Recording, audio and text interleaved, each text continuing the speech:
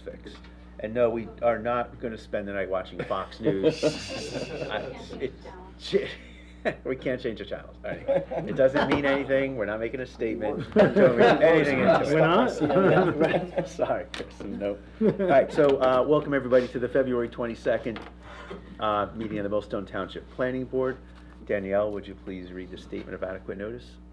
In accordance with Chapter 231, PL 1975, the Open Public Meetings Act, adequate notice of this meeting has been provided as required, specifying the time and location with such notice is being sent to the Asbury Park Press and the Times of Trenton, posted on the Municipal Public Notice Meeting Bulletin Board and filed with the Township Clerk. Okay, thanks. Would everyone please stand and join us for a flag salute? I pledge allegiance to the flag of the United States of America and to the republic for which it stands, one nation, under God, indivisible, with liberty and justice for all. Okay, thanks everybody. Danielle, would you please call the roll? Chairman Newman. Yes. Vice Chairman Pado. Yes. Committeeman Ziner. Present. Committeewoman Zabrowski. Here. Mr. Beck. Yes. Mr. Coffey. Yep. Mr. Lambros, maybe joining us, hold on. Mr. Pepe. Yes. And Mr. Perino. Yes. For the record, Ms. Sinha is absent. At the time, Mr. Lambros is absent as well. Mr. Perino will be seated for Ms. Sinha. Okay, thanks Danielle. The next part of our agenda is public comment. Is there anyone here from the public that would like to comment on something that's not otherwise scheduled for discussion on our agenda? Seeing none, we'll just keep the public comment open for one more second. My public comment, I don't know if this is truly public comment, but I'd like to turn it over to one of our committee members for a short presentation. Sure. So this is for Mr. Christopher Pepe. Wow. Since you missed our township committee meeting, we had a proclamation for you. Whereas Christopher Pepe was appointed as a member of the planning board for the township of Millstone on January 1st, 2004, and has served in that capacity for 20 years. And whereas the planning board would like to recognize Christopher Pepe for his years of exemplary service with the planning board. And whereas Christopher Pepe, in serving as a member of the board, displayed professionalism, dedication, thoroughness, and concern, keeping the betterment of the Township of Millstone as well as the applicant first and foremost.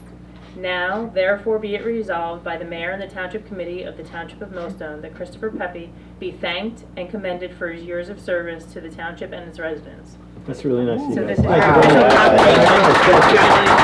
I'm humbled by that. I'm just confused. It says I've served for 20 years. I think I'm only 22 or 23, as you can tell by my look, so. Man, I'm sitting next to royalty. It's very nice. Thank you very much. All right, congrats, Chris. Great. And thank you for doing that. Appreciate it. All right, any further public comment? Seeing none, we'll close the public comment portion and move on to approval of minutes. We have our January 10th minutes. Would someone like to make a motion to proceed with those minutes? Yeah, okay, we have a motion. I'll second it. Is there any comments or suggested revisions? Seeing none, Danielle, please call the roll. Chairman Newman. Yes. Vice Chairman Pado. Yes. Committeewoman Ziner. Yes. Committeewoman Zabrowski. Yes. Mr. Coffey. Yes. Mr. Pepe. Yes. Motion approved. Thank you very much. Okay, thanks. Next on the agenda is resolutions. The first one is Hexa Builders LLC, and I do note, Danielle, that that's being carried to our March 13th meeting. That is correct, sir. Okay, Matt, do we need to take any action to carry that? A motion to carry it to the March 13th, 2024 meeting, I think would be appropriate. Okay, I'll make that motion. Is there a second? Yep. Okay, any comments? Is there a reason as to why? Done applicant's request. We were still working on the resolution and the applicant has requested. Okay. We'll do this by traditional roll call vote, please, Danielle? Thank you. Chairman Newman. Yes. Vice Chairman Pado. Yes. Committeeman Ziner. Yes. Committeewoman Zabrowski. Yes. Mr. Coffey. Yes. Mr. Pepe. Yes. Thank you very much. All right, we jumped right in, and Matt, I didn't give you a chance to introduce yourself. You're here for Mike this evening. He had a conflict, so why don't you introduce yourself and say hi? Hey everybody, Matt Kalwinski from Taft Davies and Kalwinski LLC out of Toms River, New Jersey, filling in for Mike Stive this evening. And I was saying before, I think I may have covered for Mike once before in a Zoom meeting. 'Cause I'm seeing some familiar faces. So that must have been early days of COVID, because I have a recollection of doing it from a picnic table in my backyard. So I guess this is a welcome back, but in obviously much different circumstances and different settings, so thank you for having me. All right, happy to have you. Thanks for stepping in. Sure. Okay, and while we're talking about fill-ins, John, you want to introduce yourself also? Sure. Good evening, everyone. John Barry with Higher Grohl and Associates, filling in for McKinley, who's unfortunately under the weather. Been filled in on what's going on, so I'll be here if you need me. Okay, thanks, appreciate you filling in. Before we continue, why don't we take care of some other business, some housekeeping? What? We also You're have pointing Deanna that. here filling in for Angela. Oh, sorry. While we're here, Yeah, right. Waiting. All right. Please introduce yourself. Deanna was Vicky filling in for Angela. Okay, excellent. I'm We're not ha- surprised they all None of us do. No, definitely make it obvious, don't you? To beat around the bush makes me look worse. Okay, so anyone else that's filling in for anybody for any reason whatsoever? I try to get somebody coming for me, nobody. That's Nobody wants that exactly- job. Yeah, sorry, you're here. There he is. Space up there. Come on, we'll make room. Come on, for move this, on Steve. over. Come on. Here. We're Can gonna all get slide cozy to over the right here. a little bit. Should I come this way a little bit more? Sure. Sure, any way you want. Right in here. Thank you, Danielle. No, thank you. What's the cool? Man, you get here late, you get no parking. It's a you get problem, that- it that is type a of problem. seat. Look at that. It's like It's a kid's public seat. school seat. What's up, Steve? Good to see you, buddy. You too. How's everybody? Good. Sorry I'm late. That's right, yeah, we were just introducing everyone that's filling in for somebody. So it was interesting and embarrassing at the same time. All right, so Matt, we have our professionals, I thought we would get them sworn in to get that out of the You way. could raise your right hand. Do you swear or affirm the statement you'll make to this board shall be the truth, the whole truth, and nothing but the truth? I do. I do. Thank you.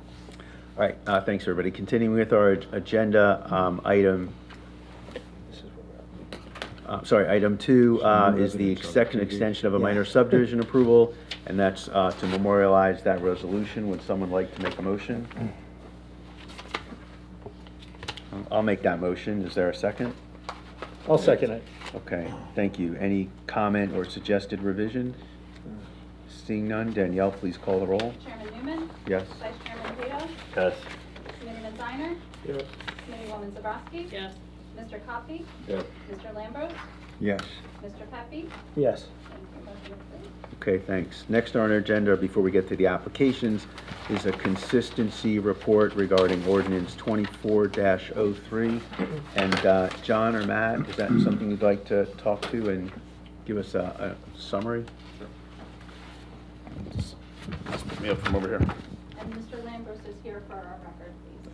Okay, thank you. So the scope of this ordinance amendment is relatively simple. It's adjusting the height limitation in the BP zone as it pertains only to a municipally sponsored 100% affordable housing development. We have the development on Bird Tavern Road that's been part of the housing element and fair share plan for quite a while. The most recent iteration of the plans for that call for an additional story on the buildings to reduce the footprint of development, so shrink the overall footprint because of some environmentally sensitive areas, and go up to 3 stories instead of 2. So the ordinance is permitting that in the zone as of right, as I said, strictly for this project, essentially 100% affordable development, doesn't apply to any other use or any other type of development in the zone. And there's nothing in the master plan that's inconsistent with, and it certainly furthers the housing element and fair share plan, which calls for this development in that location. Just so I can say it on the record, Duncan, to be comfortable with it. So the idea that if it's 100% affordable and we could have this change to the plan, but if there's market rate units that are within that community, they're not covered by this. That's correct. Perfect, thank you. Yeah, so Chris, the township committee went over this over and over Yeah. again, and Jeff and I and McKinley, because we were really concerned Yeah. for that reason, that it was gonna apply to something else, and the way that it was written, McKinley, told us that it would only, apply to the CKV property on Burn Tavern Road in this BP zone, that it was written, geared toward that, in other words, because we Yeah. were very worried that it was gonna start transitioning through the town, Absolutely. so. But Okay. if you allow this to happen, now that become the norm, so anybody else can come in and. Oh. No, that's what we were concerned Yeah, about. the condition So is that's it's a definite? the condition is that it's 100% municipal sponsored COA housing, Okay. which means the developer and the township have to agree upon the conditions. Okay. So it So doesn't it's apply. not gonna be the norm? No. Okay. Okay. So it's basically a partnership between the municipal Okay. government and the builder for the COA. Okay, thanks. John, anything further? No, that's all I have unless anyone has a Okay. question. So your recommendation is it's consistent with the master plan? Yes, particularly the housing element and fair share plan. The rest of the plan is silent on the issue, but this advances that important element of the housing plan. Okay.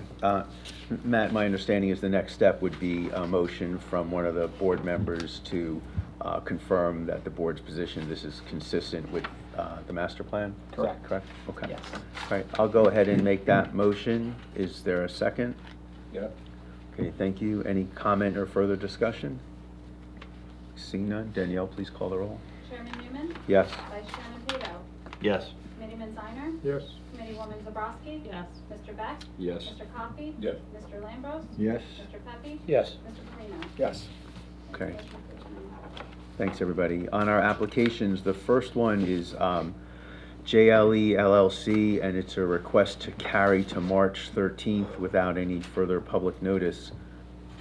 Please proceed, Mr. Pape. Mr. Chairman, Mr. Chairman, members of the board, public, good evening. Kenneth Pape on behalf of JLE. Approximately 10 days ago, I received correspondence from Mr. Stibe indicating that this evening's agenda had two applications, and there was time for one, and advising me that JLE will be the one that would be carried. So we have no issue with it. We did our notice package, delivered it to Mr. Stibe. I just ask if you could confirm that that has been established and carried to that date for us. Hey, Mr. Chairman, I had an opportunity to review this with Mr. Stibe. The notice is appropriate. The board has jurisdiction to hear the application. Of course, it won't be heard tonight, and for members of the public who might be here for this application, this is your notice that it is now being carried, and it will be carried to the meeting, I believe, on March 13th, 2024, 7:30 p.m., and that's here again in this building. So if anybody's here from the public, this is your notice. The board does have jurisdiction to hear this application. You're not going to get a new notice. It'll be carried to March 13th, 2024. Okay, any board action needed to proceed?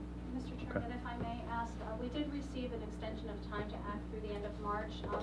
Mr. Stibe has asked if we can request an extension of time to the end of April in case something doesn't happen, snow, rain, electric outage, something. He just wants to make sure and asked if we can request the additional month just in case. Mr. No Stibe. intentions to carry later. Okay, go ahead, Mr. Pape. Mr. Stibe had brought that to my attention, and I'll revise the letter to the end of April. Okay, thank you very much. Sure. Okay, thanks. We'll see you next month on that matter. All right, next on our agenda, item 2 on the applications is 37 Burnt Tavern LLC, request for modification of conditions of site plan approval. Is there someone here on behalf of the applicant? Mr. Chairman, members of the board, board professionals and public, good evening. Kenneth Pape on behalf of the applicant. This is a request for modification of conditions. We had agreed to make improvements to county roads, and we went to the county, and as you can see, there's 4 of the county officials here to present the county's position to the planning board.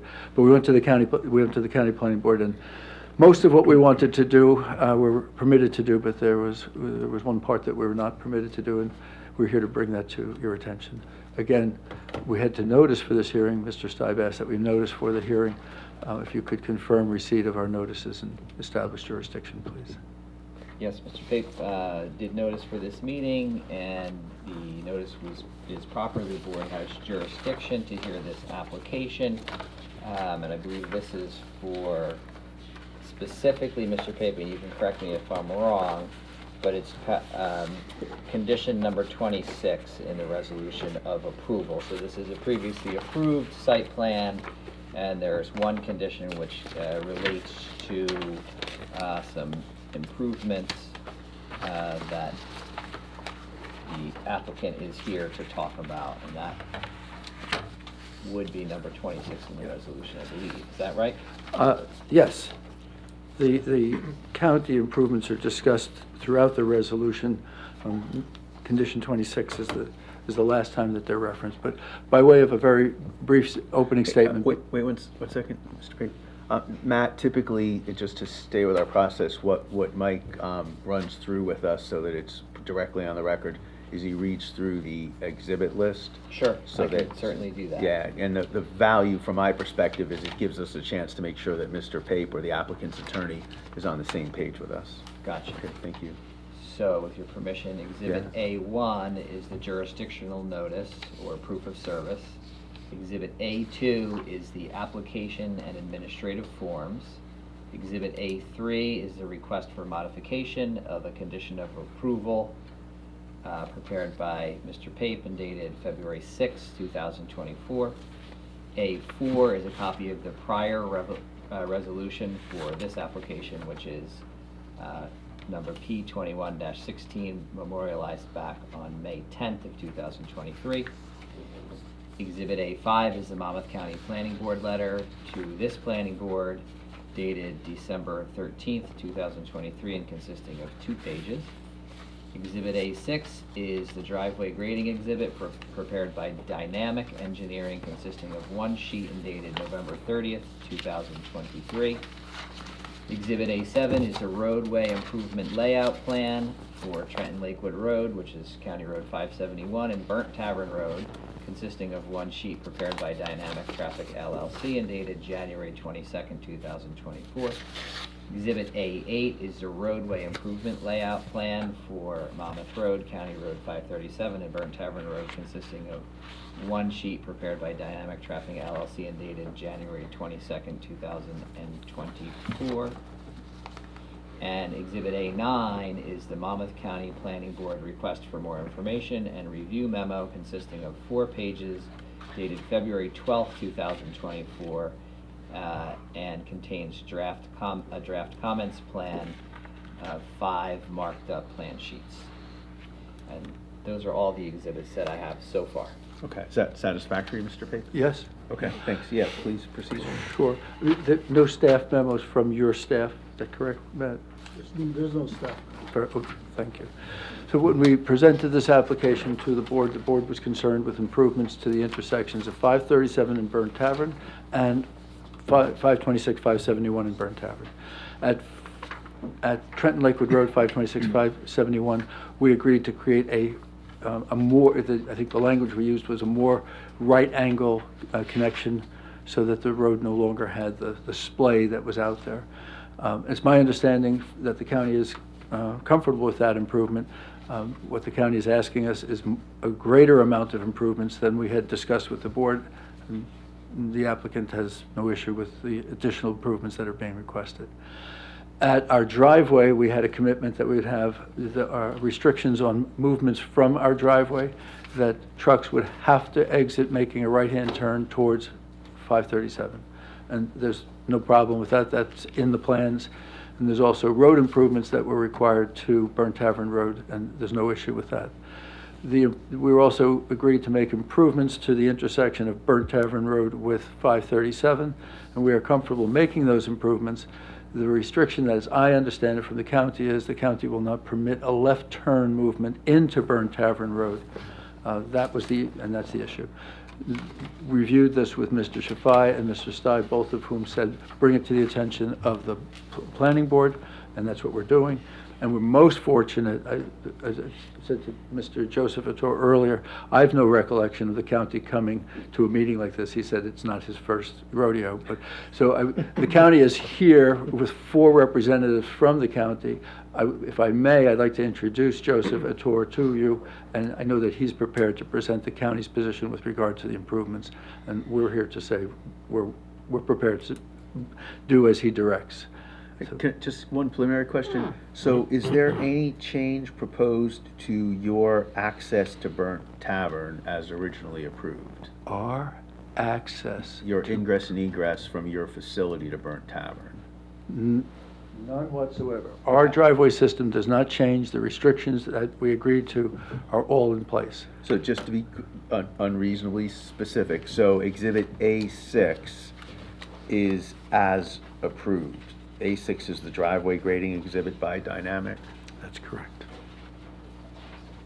Yeah. Yeah, that's correct. Okay, got it. So the focus of the conversation is where Burnt Tavern hits the two county roads at one end and the other. And I think it's safe to say that the intersection improvements at 526, 571 are the right exactly what you had asked. We're being asked to do it, a bigger version of it.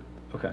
Not a temporary, a permanent improvement. Okay, just trying to fine tune where we're gonna focus our attention. Can I ask a quick question? Your entrance, trucks coming in from Burnt Tavern and Trent Lakeville Road, Trucks coming in. that's where they're gonna come from, some of them, right? How do they make a turn to your part? Because you only had the right turn out for the trucks, We have a second driveway. but it wasn't designed to receive it. At one time it did, but then you took it out, I thought, because you never took it out, you left it there? It's, yeah, the two-way driveway, the in and out driveways So you never have truck changed. traffic coming in on the right driveway, can. truck traffic going out on the left driveway. Yeah, the left driveway is only forced right-hand turns.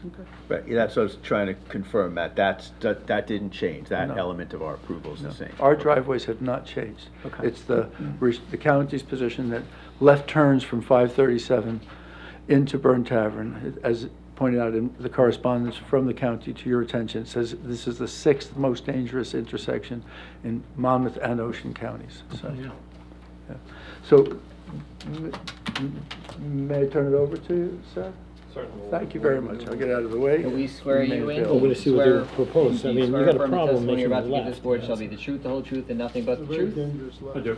And could you state your name for the record, spelling your last name? Joseph, that's for ETT O'Leary.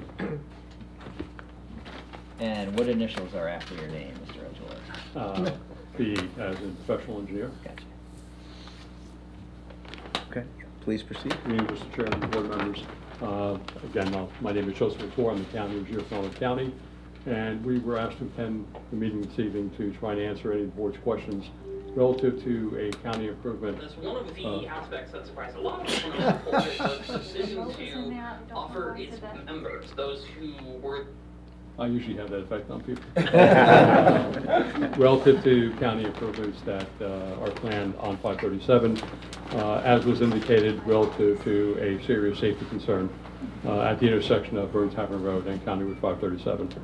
It is listed on the MPO, the Metropolitan Planning Organization, which is the North Jersey Transportation Planning Authority, which funnels all federal funds through the county for capital improvements in transportation. It's on their select list as number 4, I believe, in the entire MPO region. So that is every county from Passaic County, Bergen County, all the way down to Monmouth and Ocean. It encompasses 13 counties and 15 subregions, including the 13 and 2 municipalities make up that 15 subregions. So it's a pretty densely populated section of the state, and yet it ranks number 4 in terms of overall severity of number and injuries associated with the crashes. So the county takes that very seriously, and we solicited federal funds to make improvements at that location.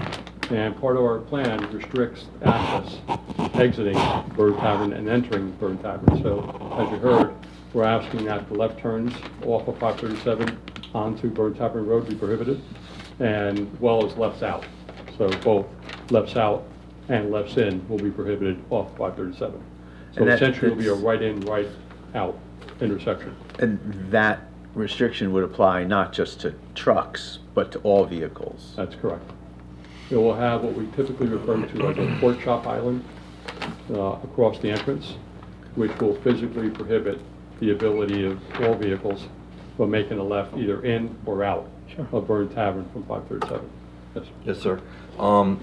I guess it stems back to our prior meetings, and I asked the question, and I wonder if you had a chance, as far as the county is looking into this. I'm not so much concerned about this. I see the improvements and, okay, fine.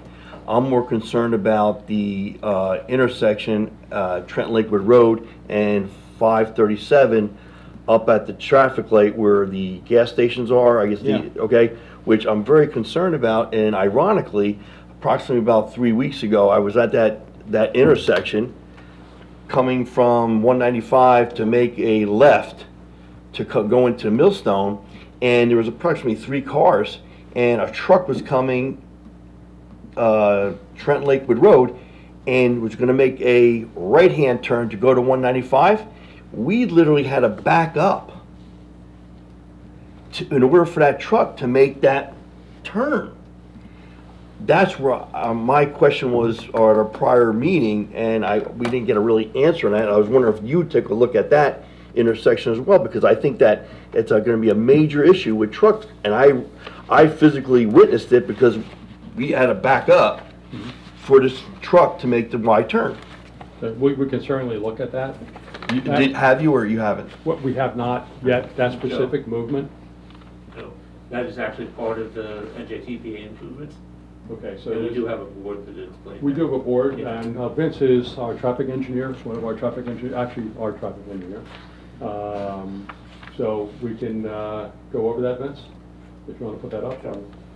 We can either get an easel or There's one in the back. Vanna White here. Hold up the board. Just wanna- If you're old enough to remember Vanna White. I don't know if you're still Mr. around. Rowe, I just want to ask you a question. I think she- Do we need to qualify the witnesses as experts, or is this, how do we deal with this, Ken? Is this fact testimony? Is this expert testimony? It just feels like we're Why getting, wouldn't you swear them in as, with their credentials? if they were presenting themselves as experts, then yes, no. They are their own witnesses, they're not the witnesses of the applicant or the board, but I think that all of these men have professional credentials. They should be placed on the record, and I think that you should acknowledge that. That would be great. Mr. Torre, is that satisfactory that we do a Certainly. quick voir dire to qualify you as engineering experts? Absolutely. Yeah, that's fine. okay. So is it just, who's going to be speaking? Yourself? Vince Cardone is our traffic engineer and licensed professional engineer. I'll let him speak to his own credentials. Okay. Yeah, go ahead, Vince. I did want to add one comment, just to wrap up the question specifically about you were talking about the right turn movement near the new strip mall there. Yes, where sir. Dunkin' Donuts is, right? Yes, sir. So there are some radius improvements there, but relative to this specific application, that isn't one of the movements that was really looked at in terms of this application. So while that wasn't really part of the problem statement I was trying to address, it is included within the limits of what's proposed. And Vinnie can speak to that, with a little more detail than I can. I'm a little lost in that. So you're saying that this is something that you guys have been thinking about, the intensification of that intersection over by the gas stations and the Right. new Dunkin' Donuts and so on and so forth, but it's not necessarily part of this application. That's your, just so I'm clear. The other question I'm gonna have for you at the end, if you could just noodle on this, is it's always gonna be about when can you guys get this done, whatever we decide on here. So that's, if you don't have to answer right now, but when we do the presentation, but I am gonna come to you at that, and if you could answer that. Yeah, that's fine. And the reason I mentioned that this specific application relative to that move is really not affected significantly by that move is because, again, we're right out, you see, we don't have it here, right? Do we have the right in, right out? So you guys keep in mind, whenever we've had applications in relation to this intersection, we have been told that that intersection has been maxed out in relation to what you can do with traffic lights. And I don't know if you guys agree with that or not, but we have been told that in the past with other applications, right-only turns and things of that nature. Thank you. So I'm curious to see what we could do here. Okay, so this is Burn Tavern Road here, and this is the right-in, right-out island that I was referring to. Pork So chop. essentially with the warehouse being back in this quadrant here. The movement of the trucks essentially would be to allow to make the right out, getting back to 195. If a truck is trying to make a left, the movement it would have to make is out to 571 and then down to the intersection at 537 and then it would make the left at the traffic light. So that specific move would not be affected by the right turn that you were asking about. So while that, I didn't look at it in terms of its implication on this specific application, it is included in the, on the back of that one. Before we move that one, just real quick, Yeah. I think just to keep a clean record of what everything is, and Mr. Pape, if you don't have any objection, can we mark that as A10? And May I just- ask that you use a different letter than the A, because A is typically applicant, perhaps we could use county. Right, so I was thinking maybe we could do MC, or, Sure. is that good for you? So then it'll be MC1, Sure. and just a brief description of exactly what that is, the intersection of Burnt Town Right, Road. the MC1 is the intersection of County Route 537 and Burnt Tavern Road, directly opposite Anderson Road. So, I know we're not letting you guys go ahead, sorry. Yeah. This is how we roll. But So- just to get to your thought, Tom, your issue shouldn't happen with this application because the trucks coming out of this facility must and only can go right. So they can't get into that queue In that theory, caused you that yeah, in trouble. theory, right? But it doesn't, we're still intensifying the whole situation there, and that situation with the truck, even though it might not be related to this exact application, we do have to be thinking about how that whole intersection, especially in the summertime, as we all know, is really a mess. So any intensification anywhere near it is concern. There's also a whole new traffic pattern that we need to consider because it's going to. Well, I was thinking about that too, but I don't want to go there yet. You know, the idea that the guy comes down the road and he thinks he can make a left, and now he can't make that left, and now he becomes a bit stymied. But in reality, thinking it all the way through, he could make the right there, go all the way down. There is a U-turn sort of by Great Adventure. It's obviously not the best thing, but the trucker should know where he's going, so it shouldn't be our problem. There is an option for him to rescue himself. He doesn't get stuck. Right, so with that, I have a question. You're gonna have like a concrete barrier closing that intersection, where the yellow lines are? no. There's a concrete island at the throat of both of the intersecting roads, both on Bird Tavern and Anderson Road.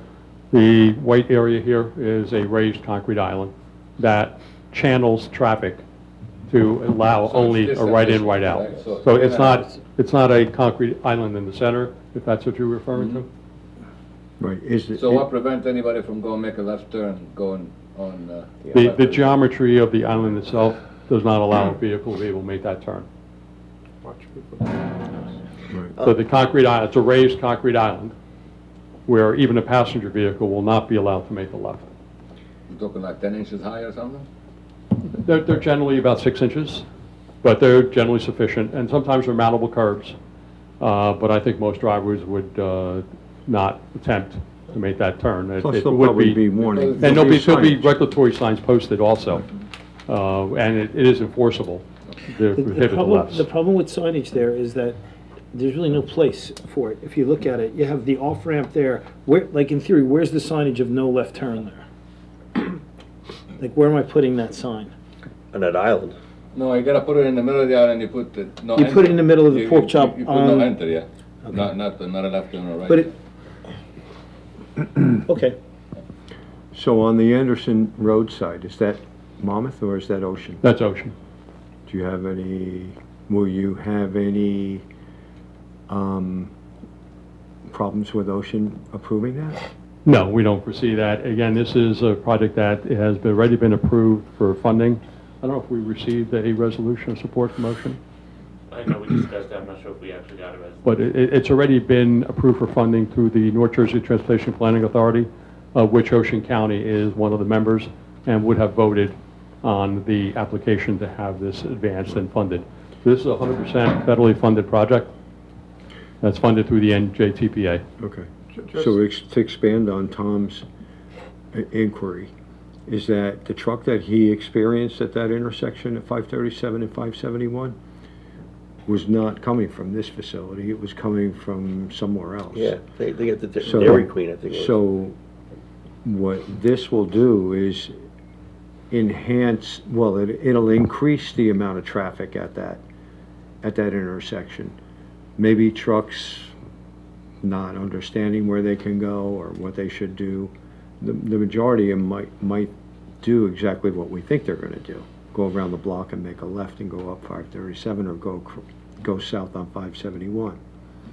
But there will be some of them that are gonna try to make a right onto 537 off of 571.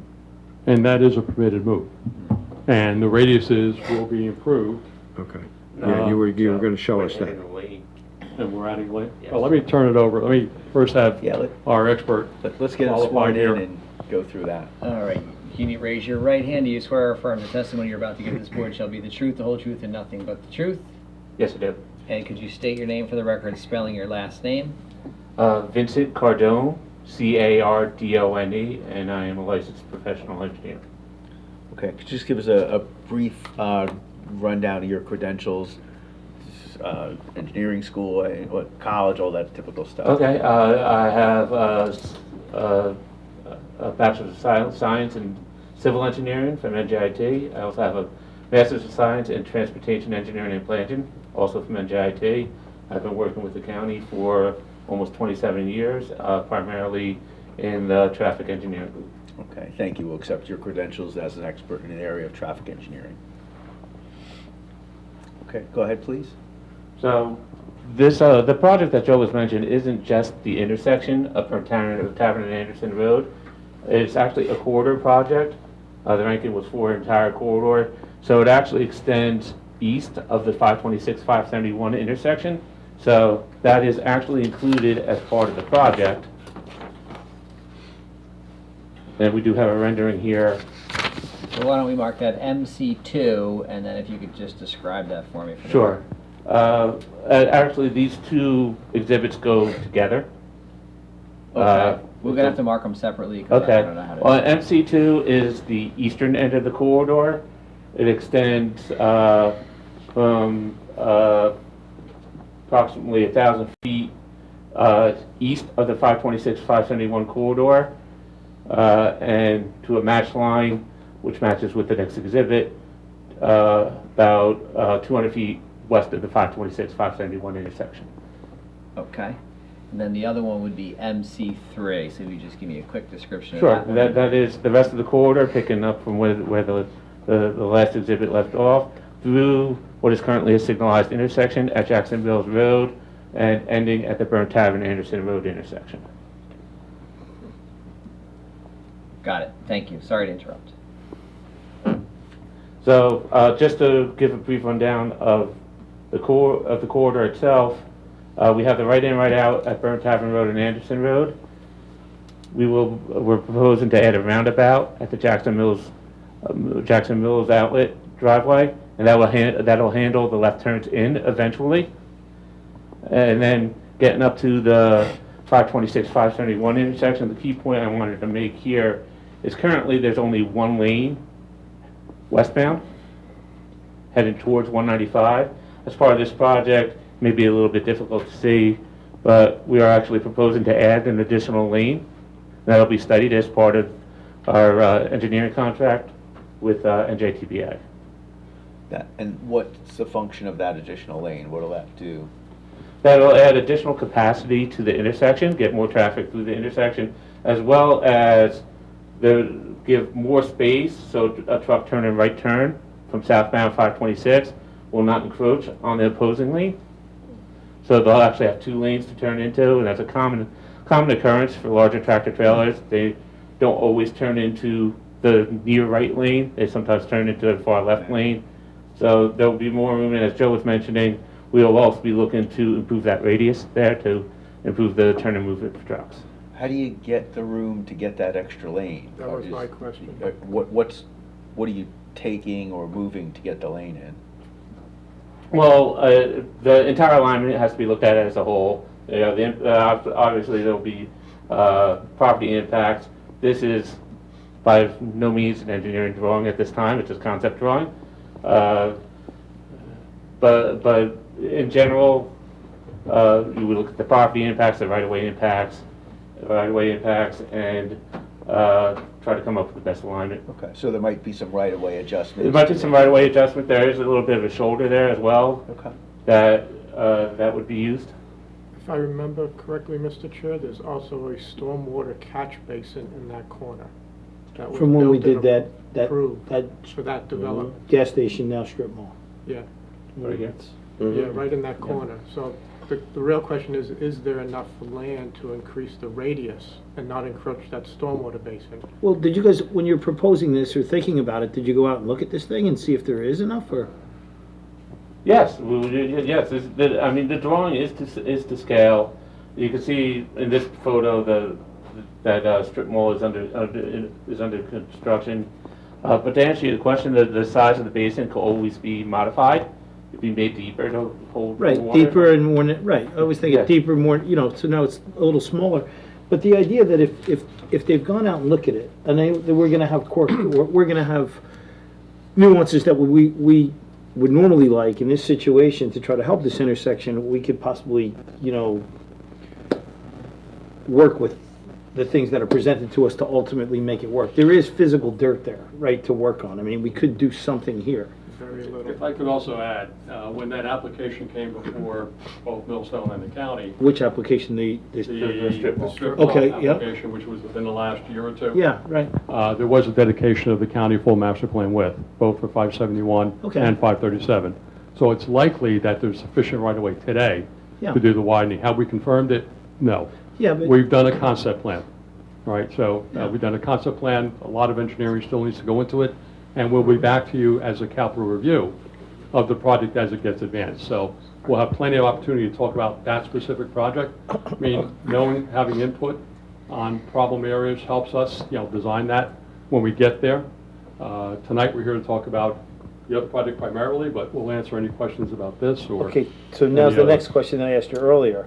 Let's assume we all move forward, this is great, this all sounds good, it all works. When can it get completed? It's a federally funded project. If you remember the Scooters Corner project. I do, right, so, Still waiting. Well, so, it's, again, using federal funds is very advantageous.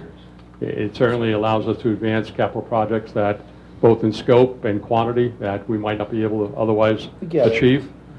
This has been identified as a high priority project because of the severity of the crashes. It's one of the top projects on the MPO Sure. list.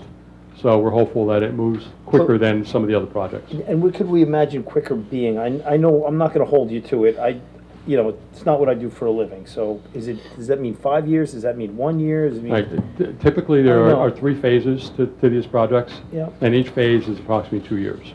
Okay. So it's probably in the 5 to 6 Okay, year range. and that's realistic. Okay, So- and it is what it is, right? Can we just review, since this is gonna take half a decade, maybe a decade to do, what the suggested ingress to this warehouse is going to be in the meantime? Because that rotary traffic circle is not gonna be there. Correct. Right. So the left turn will be to continue. I guess this is, well, yeah, if you could leave that intersection up. Well, okay. Unfortunately, This is a big the problem. 2 slides, the 2 drawings we need on the backside of the same board here. So a left turning vehicle coming out of the warehouse on Burn Tavern Road will actually have to travel up to 571, make the right at 571, and go down to the intersection, then travel 537 eastbound. But there should That's the be, one mode. well, there should If you're never be a on left 5 turn. I'm sorry. There should never be a left turning vehicle coming out of the warehouse. Yeah. Because we approved it as right out only in the So- applicants. what Oh, you- okay. What you So described. what, maybe not, is that also for passenger vehicles? That would only be. No, passenger vehicles can make the left. Right, so what that's, it's so a passenger vehicle So- would be so- able to go up to 571, Right. make the turn, and then Yeah, yeah. if they're heading east, would go down to the traffic light and make the left, and that's how you would go east That's fine. from the That's what warehouse. I call the egress, though. Right. Exiting the building. How are they gonna get into the building? So According if to you're ours, coming into the building, you would have to, It's not because one way you have an island here, entrance, it's not you'd have to a- continue up to the traffic signal, make the left at the traffic signal, go up to the other end of Anderson Road, and then make the left end. Anderson Road? Not Anderson Road, Burn Tavern Road. I'm sorry. That's okay, that's fine. It's the other side of So Anderson. you're basically going to make a left to make your next left. So Yeah, you're making 2 lefts. Right. Right, left, yeah. One of them's at a light, though. I have a Right, one of question them is maybe lit, for but the Mr. light is- Cardone. I think I know the answers, but I'd like to hear it from you. Burnt Tavern Road where it comes out to 537, okay? Why wouldn't we want to make all entrance and exits off of Burnt Tavern Road? No, in other words, every vehicle coming out of that complex, the warehouse, has to make a right, come out to 537 instead of going through the town. In other words, why wouldn't we enhance that intersection to accommodate a left-hand turn? There's some limitations as far as the left-hand turn in. There's a number of options that you could look at. As far as the left-hand turn in, is too close to the interchange to accommodate a left turn lane, and that's part of the problem with the crashes. This winds up being a bottleneck for vehicles that do turn left. Winds up being a bottleneck, and we do get right angle crashes here. There was also talks years ago of a traffic signal at this location. Again, you would want to accommodate left turns in a separate lane, so left turn vehicles aren't blocking your through traffic. The through traffic through this intersection is in excess of 1,000 vehicles per hour during the peak hours. There's a lot of traffic coming through here. A lot of time to wait for a gap in traffic for a left turn. So you may want to accommodate that through the traffic signal. But the distance to the DOT traffic signal at the ramp is only 500 feet. And again, you have a ramp here coming off of the interchange. And it's by DOT standards, the minimum is 1,200 feet. But even if we relax that, you're too close to the interchange. There's not enough storage between the two intersections to accommodate all those turn movements. Well, how about if you coordinated the lights, though? If the lights were in sync with each other, they would act as one. Even though they're close to each other, you wouldn't get a scenario of backed up traffic, if you will. In theory, if they worked coordinated, which you clearly could do. And I think the idea of a light, as much as we hate that in Millstone Township, or anywhere near us, is actually the answer here. And the accommodation of an extra light, a left turn lane, there is enough dirt there to accommodate that. Well, the bottom line, in your professional opinion. Yeah, you're the professional, we're not. Yeah. Would there be a solution or to make that intersection feasible to have a full flow of traffic left, right out of that Burnt Tavern Road? Not without impacting the interchange and the bridge. Okay. The bridge is really the Because I'm absolutely big against block. the idea of trucks coming into town whatsoever. Because it's just fundamentally the worst. I'm just, and maybe this is a question for Ms. Pape, the applicant, and, my concern, listen, I get a truck driver and they want the simplest route. If I was a truck driver and I had to come out of your warehouse and say I wanted to go to New Brunswick, so my quickest way would be 537 to Route 9 down. This gentleman would have to get on 195, go all the way out, it's just or go to the next exit, 527, come down 527, then get on 537 or go through town or whatever. I'm just thinking of, movement for trucks. What's going to prevent them from making a left out of your complex and doing that whole routine to the traffic lights? I'm just trying to be devil, figure out what. What stops them from making the left is. It's just a lot of. Configuring the driveway a certain way so it can't do that. So in Right. theory, that's what you do to stop it. The Is left it- is not the problem. I think the problem right now is getting into that warehouse until that road is finished. So if you're coming off. You of mean 190 until the intersection is Hold on. modified? Let me make a statement. People are coming off 195, going to be heading on east on Monmouth Road. They're going to have to go up to 571, 526 interchange, make a left, past the Remington gas station, go up to Squan Road, make another left, come down and make a left onto Burnt Tavern. That, to me, is a problem. Yeah. Because that light is going to back up traffic immensely when you start having 3 or 4 trucks waiting to make that left. Agreed. We did talk about, the one thing we should also talk about is when we talked about the size of this warehouse and what it was going to do, so on and so forth. It's not the biggest warehouse. It's not a small one, but it's not the biggest one. And we did talk about the idea that trucks are not gonna like constantly be coming at the same time, and there's Yeah, you can't ebbs and control flows that. to it. You're absolutely right, though. We're supposed to build arcs for, in case there's a flood, you know what I mean? So in theory, you're supposed to, it can happen. But in reality, will it happen and what will it look like? It would even be more disastrous come the winter shopping season when everybody's at that outlet getting all their holiday gifts. Well, it becomes more disastrous when it's summertime and everybody's at Great Adventure, Yeah, so. because people. Pick your season. People are cutting down Millstone Road now because of Yeah. GPS, they're making the but- right onto Monmouth Road. What is the purpose of the existing traffic light on the top of the bridge? What does that do? Does that govern traffic? It obviously governs traffic, but for what purpose? Because there's so much traffic on Monmouth Road, it provides gaps for vehicles making a left onto Monmouth Road. It just provides gaps in traffic, and there's also a little bit of a sight distance issue with the bridge. So that may have been a factor when they went to review that traffic signal. I would imagine that there's a heavy volume of vehicles making that left, especially during the summer. So why can't you straighten out Burnt Tavern Road to be more of a due north? Take the land to the east, build a correct four-way stop to make it a left. Push it this way. Yes. There's a stream right here. Not, your stream, that's the Toms River. I'm talking Burnt Tavern Road itself. Right. You have about 100 feet of land before you hit those woods. Maybe take out piece of the woods and straighten out Burnt Tavern Road. But if I You would straight, also have to move Anderson Road as well, do that. Why? Because then you would be creating an offset intersection, which isn't favorable for traffic movements. The right turns would be competing with the left turns out of Anderson Road. But the traffic cannot go across, You're not allowing, preventing the traffic from making the left coming. So you're not gonna let it go from all the way across. you're not gonna allow lefts onto Monmouth Road from Anderson. but, So you but, can only go right. but Jeff, if I move Burn Tavern Road to our right, left on, in reality, as you, well, depending on how you use it, right? What did I really accomplish? The fact that it's straighter is not really. You so- have more land to put a second lane in to make a left turn.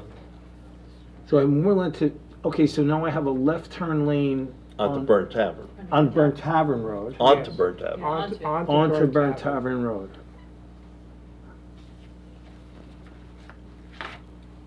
But the only way that helps you is if you add a lane on Yeah. 537. And it also doesn't help with the idea, the issue that we had, that we've all stated and we've all experienced, that there's rarely a break in traffic. So I still, even though I have that, without a light, Well, you're without gonna have to put a light, but at least you have maybe a, more, but I think I could Would we have the accommodate- 1,200 feet? no. You wouldn't have the 1,200 feet No, because you're at 600 500 now, right? So maybe you're not, but, The 1,200 feet would put you over the bridge. Over the bridge, over the Toms River. right, but What is between, you see that hatch that's going into the highway, like the white marks? This? No, the highway. 195, Yeah. 195, yeah. Okay. What is between the white line here and all the way in the back where the grass is? That's pavement? Right here? That's the rev going on to 195. yeah, that's, What is it? It's pavement? That's pavement. Yeah. Pavement? Yes. So why can't we take 5 feet from here, shorten this a little bit, and cut come this here, and you need only between 8 to 10 feet to make a lane. So you Yeah, can do but that with monkey. the lane isn't going to be, 50 feet long. It's going to be. it's further to. Yeah, the- but it's. Yeah, it's further if to you're the- talking about tractor trailers, one tractor trailer is 72 feet long. The left turn lane would need to be a minimum of 100 feet long, and plus you need, at 50 miles per hour, you need proper transitions to move the traffic over. At 50 miles per hour, that's about 600 feet of transition. How you get? Driving on that road is not a 50 mile an hour to begin with, because nobody Well, then can you- put 50 mile an hour. Okay, in. well, then you would need, an even longer transition, But yeah. also, like, what you do is, you're not gonna transition, so you're gonna open this way, you're gonna open the line this way, instead of having 8-9 feet in and vice versa on the other side.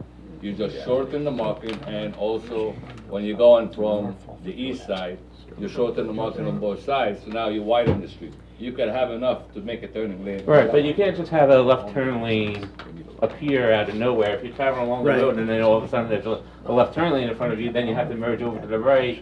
You're competing with people that are merging here. Part of the reason for this shoulder is to protect this ramp and people coming off this ramp. Well, that ramp should be a stop sign. There is a stop That's sign. So it's like the ramp by the Freehold Mall. You have a stop sign coming off of 9 that's a good onto one. Monmouth Road. And then if you need more distance, you could take that right side of the dirt on Burnt Tavern Road, and you widen Burnt Tavern Road from this side. So now you have more distance to make your left. So if you had, go back to Mr. Pepe's concept, that if you had a synchronized light and you aligned everything properly and you had enough space to make a left turn in and out of Burnt Tavern with a traffic light, is that feasible? Again, with the proper transitions to properly move traffic over, there's just not enough space. You could synchronize the lights. We've done it with shorter distances with much less traffic, I'll say.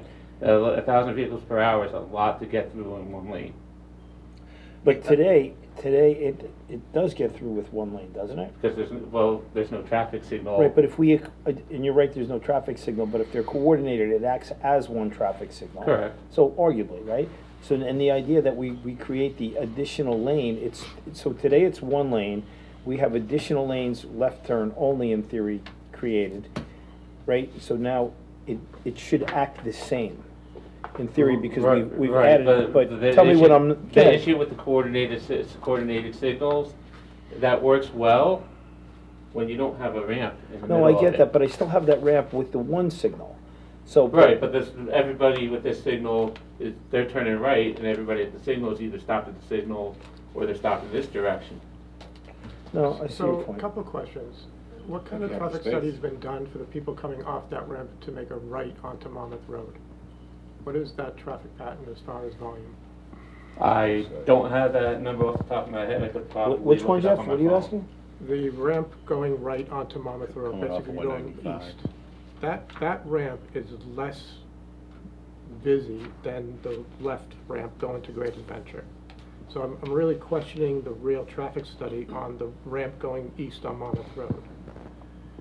And what you're really doing and what you're really telling us is that you're really just moving the problem.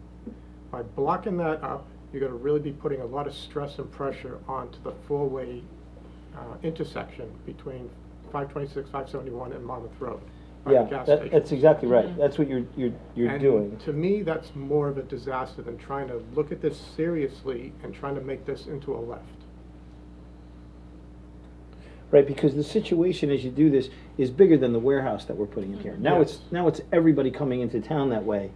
So you're right, it's a, it, But it's, th- I that- don't think the cross traffic is really the problem here. I think it's the throughput. So it's the traffic on 537, that's the problem. It's in excess of 30,000 vehicles a day. And I'm not thousands. I'm not So disagreeing the with cross that. traffic from both Anderson and Burnt Tavern is not where your problem is. The problem is not the volume, it's the operation. The limited sight distance coming over the bridge, the proximity of the two traffic signals that would occur. It's not a volume issue. And the traffic that flows through this intersection is going to flow through 571 and 537. No, There but- needs to be improvement at that intersection anyway. No one's talking about looking at this in a vacuum. No, We're no, looking I- at both intersections. I understand that. Volume's not the problem. Fatals are, injuries are. And that's what we're trying to solve. Trying to And we've agree. looked at traffic signals in the past, and I can tell you, there just isn't enough room. there's just not It's enough very room for- simple to say 5 feet here, 5 feet there. There are things called tapers and transitions, and they're all based on speed. The higher the speed, the longer your transitions. That's why you see a lot of striping on many of these roads that seem like, why is all this stripe here? It's a code. is because vehicles can taper at a certain rate. And so there's also things like shoulders for safety. You can't use the shoulder to create a lane. You need to keep the shoulder. So, a lot of things that are talked about, yeah, they all sound great. Yeah. Try and design it. It's a whole other animal. So what I'd like to, before we continue with any more questions, is I think we should let Vincent conclude or continue with his presentation, because we haven't heard the whole picture, I think, unless you're telling, I'm misunderstanding. Because you've talked about the intersection, the right in, right out at Burnt Tavern. Right. You talked about the future circle at the Six Flags. Is there any other elements to your presentation so that we get the full picture? Well, I mentioned the additional lane at 526 and 571, and as I mentioned, this is a concept. We did, along with the construction funding, we're getting design assistance through NJTPA, so we're going to have a consultant study this, refine it, and as part of the federal process, there will be local officials briefings, stakeholder meetings, public information centers. This is not done, in a back room someplace. It's all very above board, plenty of opportunity to discuss and refine it. It's all part of the federal process, and that's part of the reason why it takes so long to get these done, because they want all the public participation. They want to make sure everybody's aware of it. And just so the board knows, also as part of that process, prior to submitting anything to NJTPA, as part of our application, we need to submit resolutions of support from the governing bodies of the municipalities involved. So we did get a resolution of support from the Millstone Committee on this concept plan. Okay. It was shared with Mr. Shafai ahead of time, and it was shared with the Township Committee. Wait, give me one more second, then I promise I'll yield the floor to everyone again. Does your presentation also include any conversation regarding the intersection of Burnt Tavern and 571 at the other end? Or is that... I'm happy to comment on that, but my understanding was that the applicant's engineer was going to present his plan. Okay, so that's still to And go tonight. we can answer any questions regarding his plan at that time. Okay, so if the end of the road is, okay, it's wonderful, what's the timing on that right in, right out island? As Joe was mentioning, 5 to 6 years based on the federal process. Not the Not island. the Within. Right. As part Okay, of the island. right, that's what I want to get to. That happens. That would improve safety immediately. Right, so that safety opportunity happens immediately and then effectuates our scenario of you want to come out of your facility and make a left. You can't do that. You have to make a right. You want to come down to 537. You can't make a left because of a safety concern. You make the right, and you either you make a U-turn either through the highway intersection, or you go down just before Great Adventure, and there's a huge U-turn there. Sure. That seems pretty underutilized to me. And then you could figure out, then you could successfully make that left. That still doesn't solve the problem of Millstone Road and 537 until that circle is built. Because now all your truck traffic to get into this place has to make a left at that light for the next 5 to 6, 7, 8 years. Has to make a left at that. Correct. Why only 5? Why not forever? They have to Well, make a no, left they'll at have that that light. circle there in the middle of that, so they could use that road. Oh, so they can make it and then effectively make a U-turn. Correct. Gotcha. So you only have that problem of the light truck traffic until that circle's done. Actually, meantime, we that adds suffer. another dimension of the problem as well. And by the way, this board completely respects your expertise here. As we sort of say, take a little bit from the shoulder and let's go. We understand we're not traffic, totally, we get it. So we respect you as the experts. We're not. Mr. Cardone, question for you. Sure. I may be jumping a gun here, but I think the question I have, it involves the whole area in the future. And I see that you went ahead with the circle. Is there any provisions or is it talked about making 537 a 4-lane highway? In other words, as you're coming west on 537 from Freehold, you see it's 4 lanes. and then it goes down to 2, and then back up to 4. Is there any future insight as to if that's gonna ever become a 4-lane highway? I know that was discussed years ago. I'm not sure what is shown on the current master plans for the various municipalities. Because the traffic is just, But as part of our county road plan, we are reserving the right-of-way as planning board applications come in to look at that in the future. Well, that would solve everything if they take that into consideration now. So, all right. Any further? It would be good if we could make left in and left out, but one of our there's a couple of concerns that we had as a planning board in the approval. One was that we limit the traffic to the right in, left in to their facility. Right out and left into their facility. Nobody would go up Burn Tavern Road to 571 because all the traffic would be going toward 537 and coming off 537. Partly because we didn't want the traffic into, it's a very small, narrow road, Burn Tavern Road, and a lot of traffic on there and heavy trucks is going to break the road down a bit quickly. And of course, Millstone's going to have to repair the road more frequently than it normally would. Could the county get involved with helping improve that? Repave that road, reconstruct that road when it breaks down? I don't see how the county jurisdiction there. I mean, the facility is on a local road, and the county would have no jurisdiction, no responsibility, other than our roads. And again, the Board of County Commissioners invested a tremendous amount on resurfacing our roads and maintaining them to the standard. The volume of traffic on Burn Tavern Road is not nearly what it is on a normal county road. So normally that would be a local responsibility.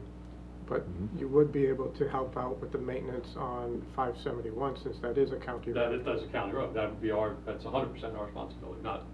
There's no local responsibility. It's 100% county. So I want to try to take this to the next step. So the county's presentation is it'll be right in, right out at Burn Tavern and 537. Therefore, the trucks will have to, as Jeff, as you correctly pointed out, they'll have to come up to 571, make the left, which we don't love because now they're entering Millstone, but I get that seems to be a necessary evil, and then make the left down Burn Tavern. That's the part of the equation that we haven't seen yet. And the county's telling us that the applicant will present that part of this conversation. So if the board doesn't mind, I'd like to move to hear that element of this so that we have the whole picture in our heads. For better or worse, some might not be comfortable, but at least we'll see how it's supposed to work. Just a question before we go there, is there enough turning radius at that light for trucks to make that left onto 571? Presently. Jeff, you're on fire. That's a perfect question. Left turns are generally easier to make than right turns. Not with cars sticking out waiting to jump the red.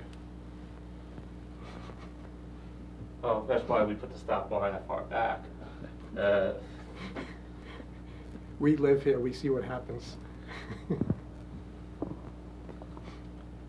You're talking about vehicles, literally over the crosswalk. Yes. Yeah, I don't know what you should do I don't about have an that. engineering Yeah. answer to that. We were just having a discussion before the meeting. There's 5 E's that the traffic safety community talks about. 2 of them are relatively new, but the core 3 are engineering, education, and enforcement. Engineering will only take you so far. Enforcement's a big part of it, and education's a big part of it. I do a lot of work with the State Strategic Highway Safety Plan, and one of the components we're looking at is especially the education component of it, making sure people drive the way we expect them to. That's why Division of Highway Traffic Safety has all these public service announcements about various issues, buckle up, move over the law, stuff like that. It all goes hand in hand. So unfortunately, there's only so much we could do from an engineering standpoint. Physically, I can tell you there's enough room for trucks to make a left because they are doing it now. Signal-wise, this could be a delayed left? There are left turn arrows here now. Yeah, it already, Yeah. every angle of that intersection is intensified. Okay, so let's, unless there's anything else hot on this, let's move over to the applicant talking about the other intersection. Vincent, don't go anywhere. Okay. Just as a final thought, we can address the signal timing if that left turn arrow needs to be made longer in the future. That's a relatively easy fix. Just a matter of reprogramming the traffic signal if that's something that needs to be done. Okay, appreciate you telling us that. Thank you.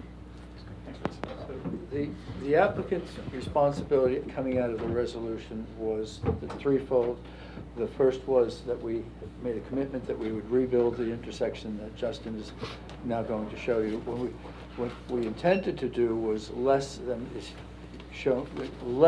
on this plan. This is the plan that evolved when the county got involved and said, this is what we want to see at the so this intersection improvement is our obligation, and we'll do it. And this is consistent with your testimony at the application where we approved it? Yes, it's more.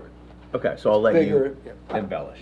Yeah. Second, we had the restriction on our vehicles coming out of our driveway. We had agreed, and we agreed that we would work with the county on that intersection and bear the costs of the improvement of the intersection. So Mr. Torre just gave you an idea of some of those improvements. That's all on us. The two ends are all on us. What you're about to see, what Justin's going to show you, is I'm going to call it an evolution of the plan.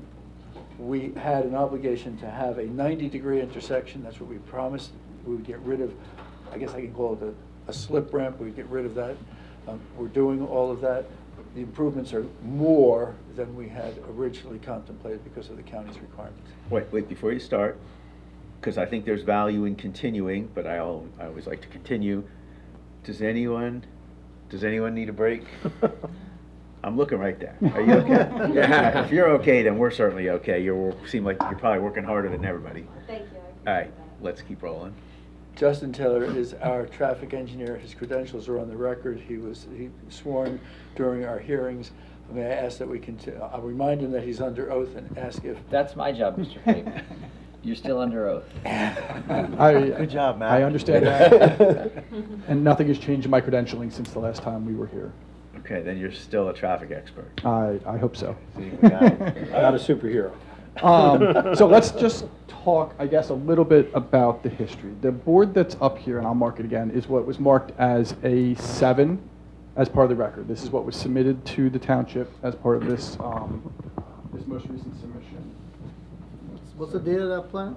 The date of the plan is 1/22/24. It's entitled Roadway Improvement Layout Plan, Trenton Lakewood Road and Burnt Tavern Road.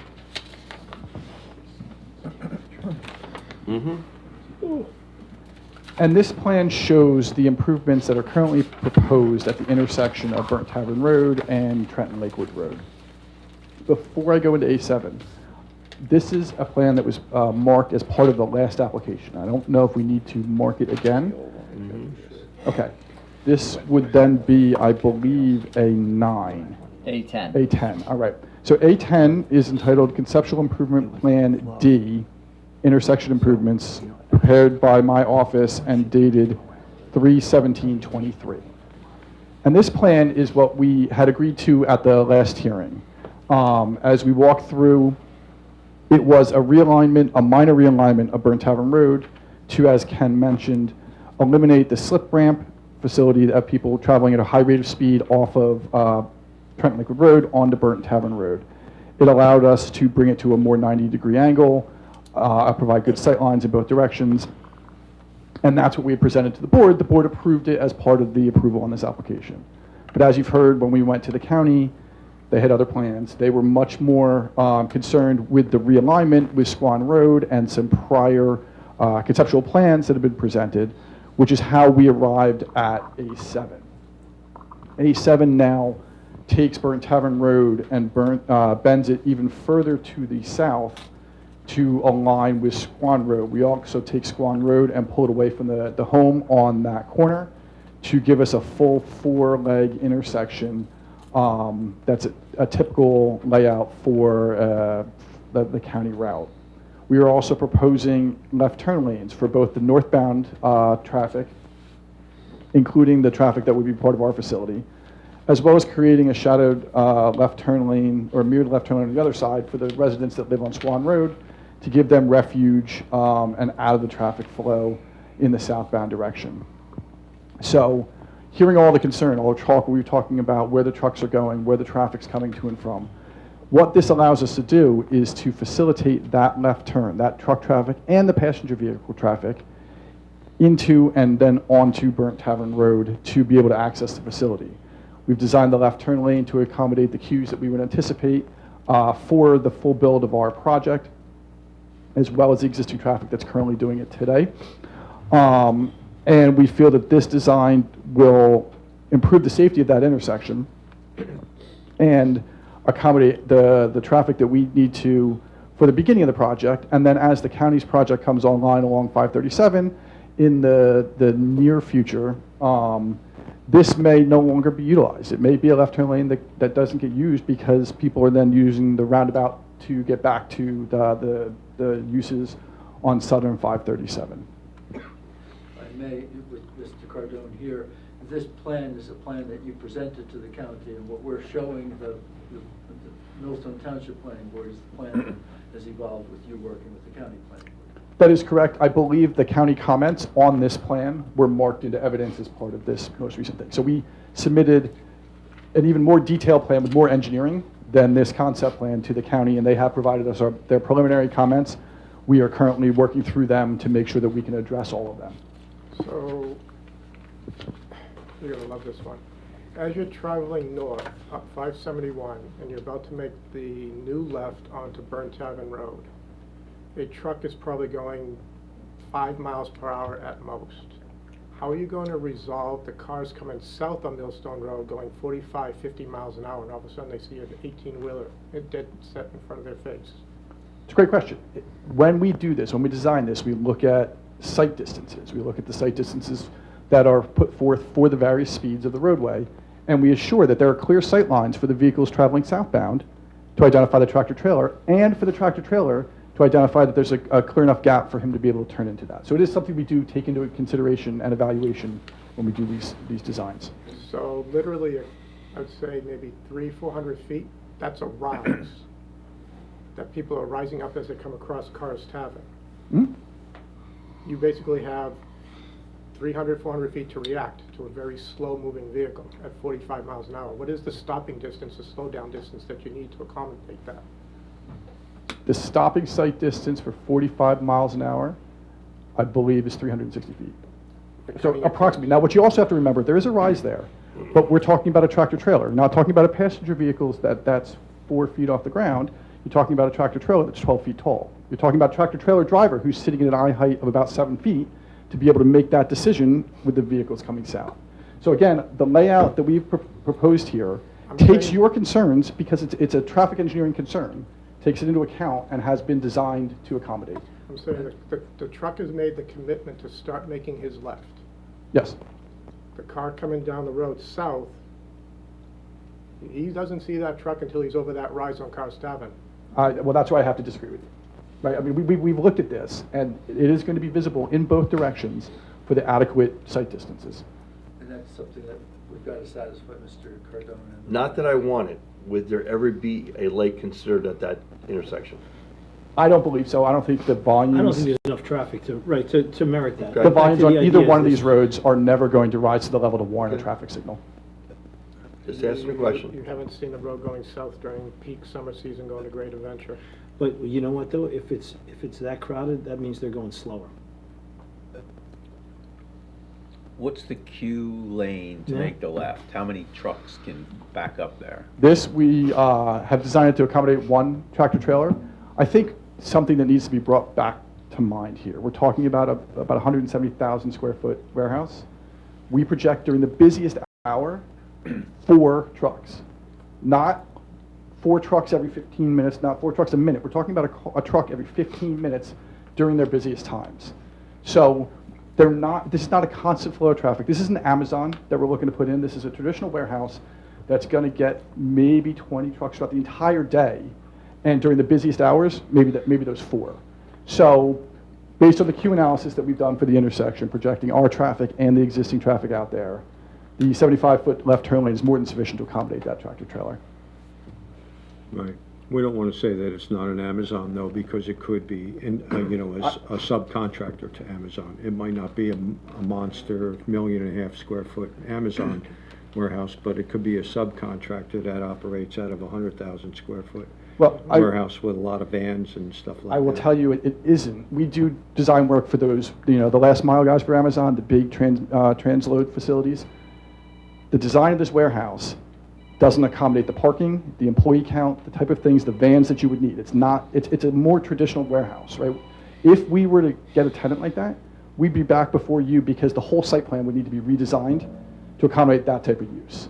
This is what we call short and long-term storage type of warehouse, where you have employees, you have a lot of racking systems, you have occasional deliveries throughout the day. It's not designed to be that distribution facility. Justin, would you happen to have the site plan, your general site plan showing the flow of traffic on your site? I can probably dig that up. Let me throw up this one now, BA11. Only reason by saying it, if my memory serves me correctly, when we approved the site, in and out, there was a flow. Tom, I think this one will do it. This gives a good perspective of it. A11 is entitled Off-Site Improvements Exhibit, prepared by Dynamic Engineering, the most recently dated 2/22/24.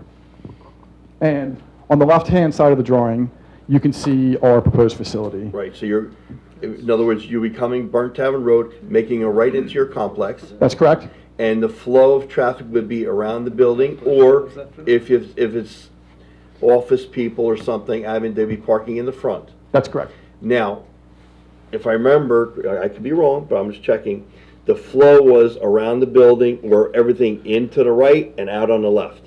That is correct. What we have designed is one-way traffic around the back of the building. Okay, okay, that's fine, keep it that, I get it. However, if a office worker wants to leave that parking lot and go out to Burnt Tavern, he can't. That's not correct. So But the way of the arrows, we're only coming in on the right and going out on the left. Why can't he go to the bottom left? Why can't he cut across? Well, that was supposed to be a right only. So let me explain both of these, right? So the driveway, the southernmost driveway, is right out only. That is for anybody that wants to go back to Monmouth Road and every one of the tractor trailers, because as you come around in the counterclockwise flow of the truck court, you are then coming to the bottom and making the right back out to 537. If you're an office worker, the northern driveway is designed as a full movement driveway. So you can make a right in, you can make a left in, you can make a right out, and you can make a left out. Okay. And the intention behind that was, we don't want to limit the employees. You may have employees in Mill Street. I get it. I wanted to make sure. But But we also have to put traffic sign or some type of signage on the property so trucks don't go out that right. We have purposefully designed the intersection in the southeast corner where the truck court empties and the parking field comes. To make a right only. To make it not possible for trucks to make that light. If signage is what you want, we have no problem putting additional signage there. The trucks straight through. But just a visual deterrent of that. The tractor trailer knows he can't make this. Well, I was saying, even if they're in the back, I mean, listen, we can be talking about it. Even if they're back, instead of making a left, pulling out of the dock, they make a right. And no, this is all designed as one-way flow. So absolutely, we can put signage in the back too. Okay, that's what we want to know. Yep. But if it's a quiet warehouse. If I'm a trucker, I'm going to the right. Well, you're not allowed to work there. That's a condition. It's really, this is really tough. But So let's go appreciate the effort. to the purpose of the applicant's appearance tonight. what exactly in our approval, now that we have seen it all and given you lots of thoughts, but now we get the whole picture, what are you asking us to do? Sure. First, I'll begin by what we are doing that's consistent with the resolution. The first thing that we are doing is we're making the improvement to 526 and 571. Actually, we're making much more than the improvement that we had contemplated because of the county's requirements. You just heard Justin describe it.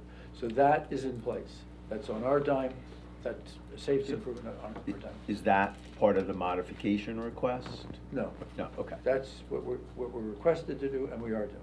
Okay. The second thing that we were asked to do is to have, and we're not, these driveways with these controls, we were told to put them on, we are. The third thing that we were asked to do is to make all of the improvements to this county intersection that the county required. You heard Mr. Attore describe them, you heard Mr. Cardone describe them. The county has said there's no left turn movement allowed from their road into Byrne Tavern. That is the one thing that changed. And when I brought it to Mr. Shafai and Mr. Stives' attention, they said this is not something that we can review on our own. The full board has to know what the change is. That's the change. So the, taking this as, in your best light, you would look for this board to approve an amendment to your site plan application to confirm that the access point at Byrne Tavern and 537 is right in, right out only, and that's part of the improvements? There's more than one way to phrase it. I think that if, to say the applicant conferred, also in your resolution, there's language that says you must go to the county and you must notify us when you go to the county, and you must bring someone from the township with you when you go to the county. We did all of that. So I think that what would happen in your resolution would be to acknowledge that the applicant did follow the procedures of the board, and the applicant is making the improvements to the intersections that it had committed to, but it is restricted by the county's, the action of the county. So I think that it would be acknowledging that we went through the process as we were required to, and that we're now presenting to you the county's final decision, and asking that you acknowledge that the county has control of that intersection. No, and I agree. If we're getting to that affirmative position, those would all be the whereas clauses, so to speak, in the resolution to confirm how we got there. I just wanted to confirm where you want us to go with all this. We are ready to proceed with, we also have all on this plan. So all of the improvements on the roadway, all of the improvements to that intersection, all of the improvements to that intersection, all of the controls on the driveway as committed, all in place, but acknowledging that the county has their ultimate decision with regard to turning movements off of 537. All in place prior to your certificate of occupancy. Absolutely. That was the way we wrote it. Mr. Pape, also, if I may back up, I remember the last, our meeting, you did agree to make corrections to that, the sharp turn, if you will, just before the VF or American Legion. Big tree. That big trees on that, I know you said you were gonna widen it and enhance it. And did we? Here. Yes. Right, so you're definitely taking care of that, widen it. Did we ever take a look at, I don't remember, that point there to down the intersection, making sure that road is wide enough to handle a truck and a car passing? No, Justin did more than that. He showed, he showed that 2 trucks passed safely. Okay, someone make sure it did. Did the whole road. When we approved, first it came in, all the trucks were coming here. And they were going that way. And you showed full improvements over here. When you said no trucks on this way, you cut it over here. Now trucks are coming in. So I think I brought this up to your attention before. I think this should be extended up to here to outside where the span is. This road is only 18 feet wide and it's in a horrible shape. There's no way you could accommodate the truck. I would have to agree with that. It's about 200-300 feet. And what is the request? 22 feet wide, and I think their plan called for asphalt testing to see what's underneath the road, to see if we could take it. Yeah, you put that in. So that's what I'm asking. I'm going to need a 5-minute recess if I need to find out the answer on that. Okay, now be a good time? Yeah, let's, is that, yeah, all right, let's take 5. There you go.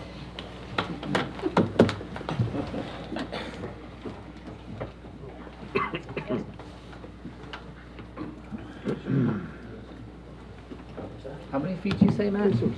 I don't have the exact length, it's about 300.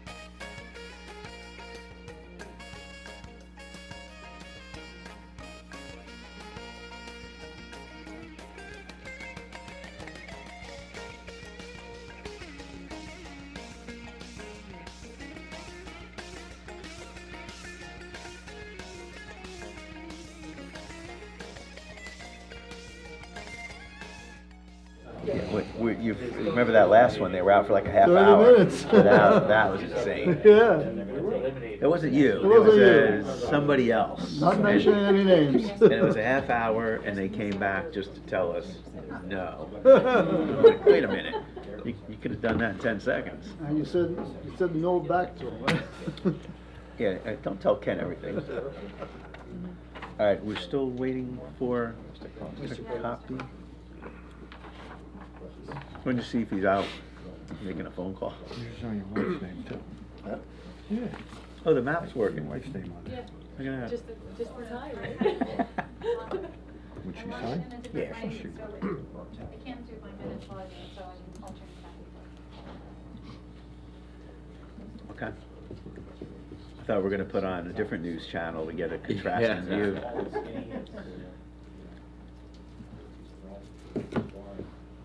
All right, you're holding up the bus. I'm holding up the flag. Yeah.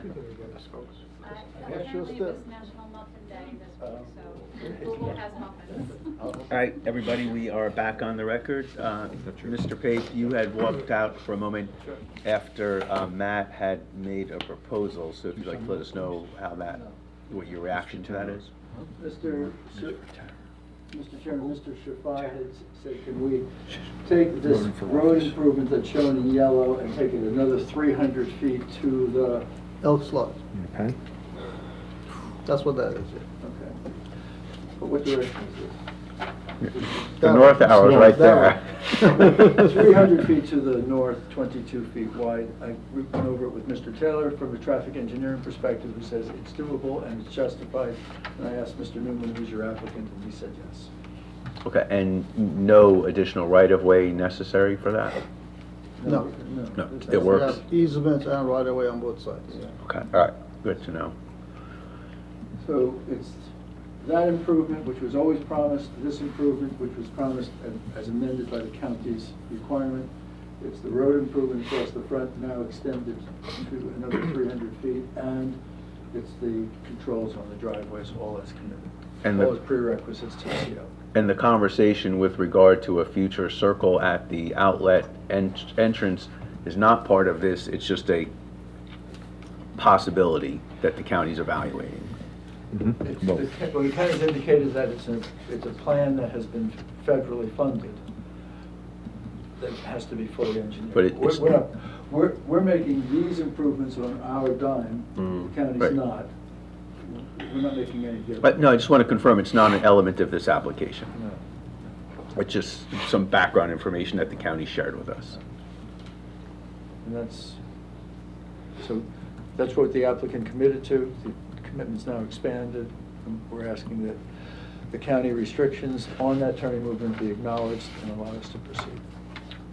Okay, so from our board's perspective, I think the ball is in our court. We're, of course, welcome to ask any other questions or comments. You know what we should do? I don't know if there's anyone here from the public, but let's take a minute to open this up for any members of the public that have any comments or questions on this application. Here's your opportunity. Hi, please approach the mic with your name and address. Brian Scott, 19 Arrowhead Way. I'm actually on the north side, but just Hey hearing Brian, stuff. real quick, I gotta swear you in. You swear Yes. from the testimony you're about to give this board shall be the truth, the whole truth, and nothing but the truth? Yes. All right, thank you, go ahead. I'm on the north side of town, but just listening to what's going on. I think maybe it's a little confusing, but the improvements that are gonna be down by 195, I think that we should do a little collaboration with the county.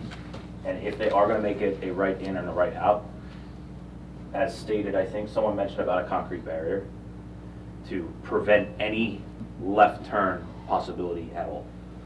I think the county made a very good comment about the short distance, and it completely eliminates that possibility. But obviously, I think we have to defer to the county on that. I travel this road a lot. It's a nightmare of a situation. I also see truck traffic coming down, going around the loop-de-loop here, and coming back down this way. Do we need to study how much? Again, I don't think there's a lot of truck traffic coming into this smaller building, but they're not going to go down and make a U-turn down further down the road. As soon as they put it in their GPS, this is the quickest way. Well, then they'd be entering a state, leaving a county road to a state highway. I understand, I'm just saying for the flow of traffic, you're bringing that flow of traffic back towards this intersection that we are also concerned about. Correct. Okay, now that they're making a turn back into Millstone, but you're bringing traffic back here, which I think is one of the board's main concerns. Traffic may proceed in that direction. Yeah, we It- can't it's- choose what they do. Right, I'm if just saying, but I they have a think delivery here- into Freehold, that's how they're going. You know, just a public comment, I think that if you go with that design from the county, I think a concrete barrier down the middle of that road completely solves any problems with people trying to go left from any Well, direction. and that was, appreciate your comment, that was presented to the county and Just, the you know, from county's. behind the boards. Yeah, well, you got a lot from behind the board that you picked up a lot. In front of the board, it's complicated. You know, this intersection here, I mean, again, you're exactly right. You know, you're doing 50 miles an hour. No, I don't want a traffic light there. I live in Millstone and Yeah. to avoid traffic lights at all costs. But, I mean, people fly, you know, and the left turn lanes are great. But I do have a concern about a truck making that turn and the reaction time of, you know, not me, I pay attention, but you know, some other people coming through there are either right on your heels or, you know, flying. And I know it's a limited amount of trucks, but it only takes one to cut the top off a car. Okay. Which I don't know what the solution is, because obviously I don't want a traffic light, but it's just something to think about. Okay, well, the improvement is the applicants, in collaboration with the county, that's the proposal. Yeah. Okay. All right, thank you for your comments. Any other members of the public want to approach the board with a question or a comment? Seeing none, we'll close the public comment portion of the meeting. Can I just put a statement on record? Yeah. I think if this does come to fruition, we would need to have to reduce the speed limit on Millstone Road. Right now, it's currently 45. We know, living in town, people go definitely more than 45. We might want to really consider reducing the speed on Millstone Road.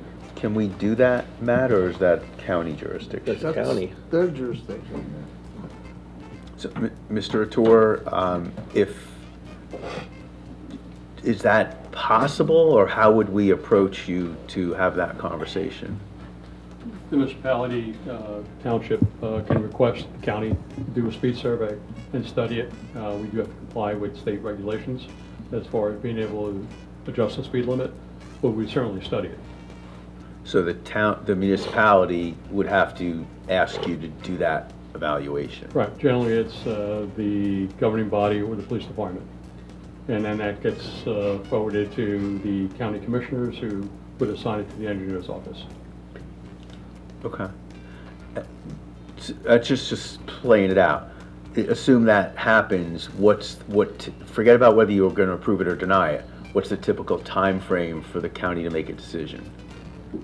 On a speed survey, it involves gathering field data, and then I would say, you know, a couple of weeks of office review, so I would say within a month or two. Oh, so it's okay. It's a very quick process. Okay, all right. Now, does the municipality have an input as to what it recommends that speed limit should be, or is that totally decided by your group? We always listen to recommendations from municipality, especially if it's supported by engineering study that comply with the code. Okay, interesting angle. All right, thank you. It'll make that left for trucks safer. Even by 10 miles reduction in speed, gives more reaction time for a car to slow down. So the only way, I'm thinking out loud, the only way to do anything with that would be this board decides to take affirmative action on this, and one of the conditions is I don't put a condition on ourselves, but somehow there's a condition that relates to a communication with the township committee to take action on that process. To ask for the county to review it. Right. That's all it is. Right. It's a traffic study. Yeah, no, I'm just trying to think, The other side we of could this is... condition the applicant to and request I it. completely respect what we're trying to do here, but we're complicating the scenario here, or that's wrong. We're imagining, and I could be wrong, and I'm happy to admit that I could be wrong here, but It's happened before. My wife reminds me all the time. How many trucks are gonna come out of here? It's back to that idea of if we're gonna deal with 20 tractor trailers a day, right? In a 12-hour workday, in a 16-hour workday, how many tractor trailers are really coming out of here? I think there's probably people getting furniture deliveries in our neighborhood more often than there's gonna be tractor trailers coming out of here. I don't know that for sure, and we talked about, Stephen mentioned, who knows what it becomes down the road, so you're absolutely right to be, back to using what I had said earlier, we build arcs in case there's a flood, right? But at the same time, I'm not so sure that we really have as big a problem as we think we might.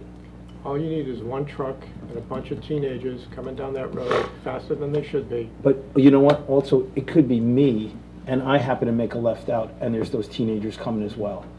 And in reality, the truck being higher, bigger, lit, you know, all the things that help a truck actually be seen more, and actually the probability of hitting me versus hitting the truck is probably higher. And then just because a truck moves slower doesn't mean it's a target all the time. Maybe, and maybe I'm wrong. You know what I mean? I completely respect your point, Jeff, and I'm siding with you because, you know, I'm not excited about any of this.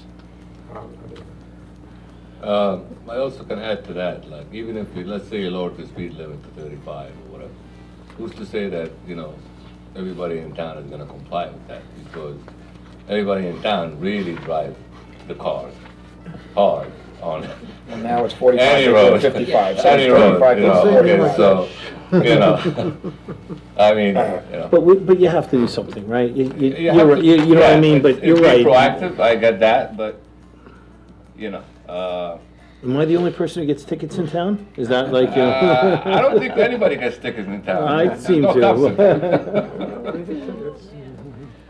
town. And that's I part mean- of what Vincent was talking about, the education part of it, and people doing what they're supposed to do. They're supposed to stop at the stop bar. They're supposed to follow the speed limit. They're supposed to respect the fact that somebody could be making a turn in front of them with adequate sight distance. So it's tough for us to go down the path of nobody follows any laws, so therefore we have to plan for all the people that don't follow any rules. That would change the dynamic of how we evaluate well, I think that's anything. also what Jeff is saying, right? The idea is that, you know, it's the kid who is going, you know, 80 miles per hour, and he does hit a truck. Hitting a truck is a lot bigger deal than hitting a car. Yeah, I can't, there's no way to argue about, against it. I mean, it's like, yeah, I totally get it. Yeah. I'm with the right. So for the moment, as I see it, we have an application where we've granted an approval. The approval was subject to the intersection with 537 being a four-way turning movement. The county has advised that that's not acceptable for the reasons they've explained, which are certainly understandable. And in connection with that, the applicant with the county has devised a better intersection with Burnt Tavern and 571 to further mitigate concerns. So I think the board's at a point of the applicant's made a request to modify the approval with respect to the now being a right-in, right-out only at Burnt Tavern and 537. And it's the board's opportunity or obligation to make a decision. I'm not, unless anyone has any other comments or questions, I think we've talked it through adequately, and I want to thank, as we've all thanked the county for taking the time to come out and explain this. It's not easy, and you all did a great job of walking us through it, despite the fact that we never let you complete a sentence. So, thank you. And we do also appreciate the applicant then taking the mantle after that to put the rest of the picture together for us, so we have an opportunity to make the best decision for this matter. So unless anyone has anything else, Matt, unless you have any other guidance for us, I think there would be an opportunity for a motion by the board. Sure. I mean, if you're asking for my guidance, you know, I think they're here for the amendment of a condition of a prior approval, which is what you stated. One of the conditions, which they've now agreed to on the record, is the widening of Burnt Tavern Road for another approximately 300 feet to 22 feet wide in a northerly direction from where they were previously going to do that. I would need a little bit of direction, and I don't know if this board can make the applicant, make the township request a speed study on that county road. But perhaps it could be a recommendation by the board that the township look at that rate of speed. And I just want to, just sort of overall conceptually how these things work. You know, when you have a permitted use in a zone, you know, you as a board are really focused in looking at, you know, the site itself, and correctly at ingress and egress on the site. You know, so you have to consider to a certain extent what's happening around the site with cars going in and cars going out.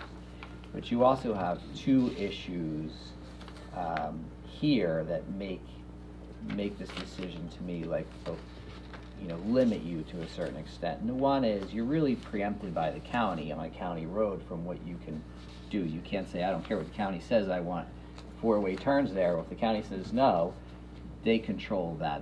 That's their road. You're preempted from deciding and making them do something else. And the second is when a municipality creates, you know, zones and say this is a permitted use in the zone, generally speaking, they've already decided that the traffic outside of this site is adequate for this use to exist.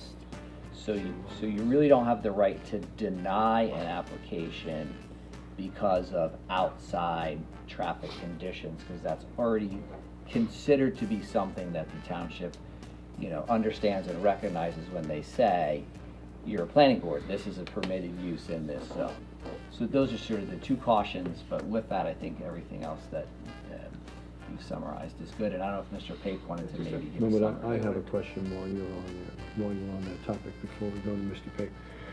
So if we let's say it's any land use application that has the conditions of approval based on seeking outside approvals from state and county agencies and others, and those agencies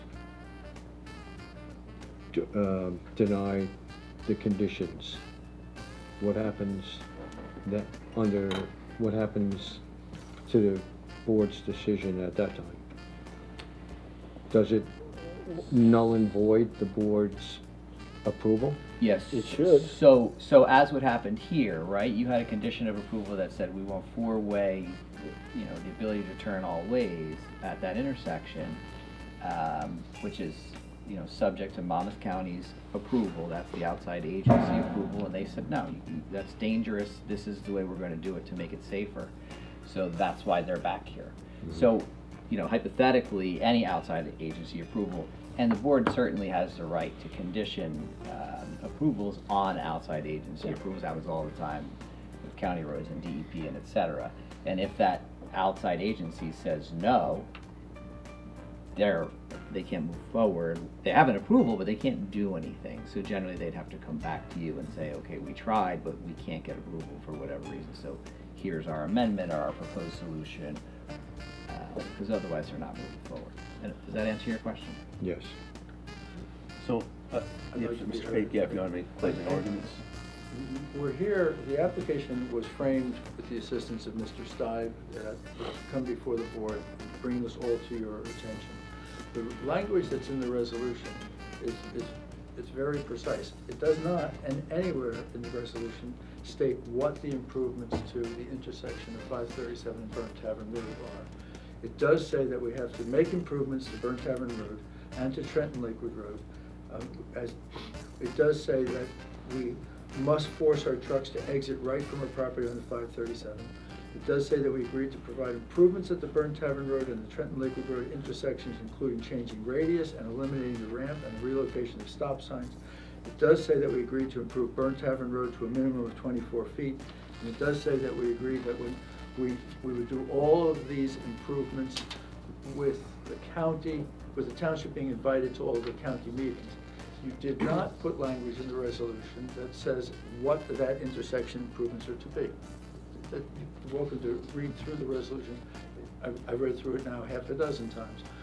We've done everything that we were supposed to do. We've made the improvements more than we anticipated at the county intersection, because that's what the county asked for.